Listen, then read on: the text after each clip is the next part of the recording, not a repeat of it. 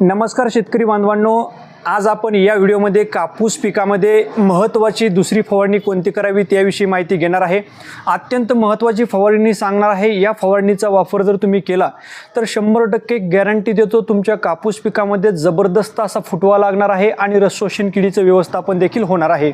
शेतकरी बंधूंनो, कापूस पिकामध्ये आता दुसरी फवारणी सुरू झालेली आहे आणि दुसऱ्या फवारणीमध्ये आपल्याला जे मावा तुडतुडे जे आहेत त्या रस शोषण किडीच्या व्यवस्थापनासाठी मार्केटमध्ये जे असलेलं कीटकनाशक उलाला, ज्यामध्ये घटक आहे फ्लोनिक ॲमिड, या कीटकनाशकाचा वापर 8 ते 10 ग्राम करायचा आहे।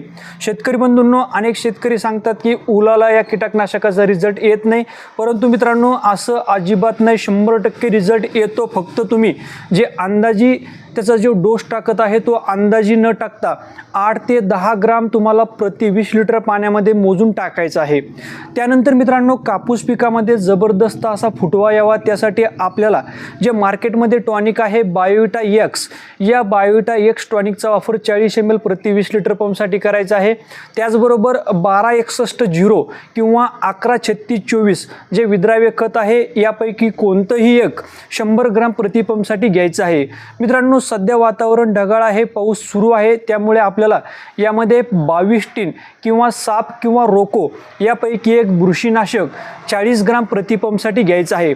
तर अशा पद्धतीने जर तुम्ही कपाशी पिकामध्ये दुसरी फवारणी केली तर जबरदस्त असा फुटवा तुमच्या कपाशी पिकामध्ये दिसून येऊ शकतो आणि तसेच मावा तुडतुडे यासारख्या शोषण किडीचं व्यवस्थापन सुद्धा होणार आहे। धन्यवाद।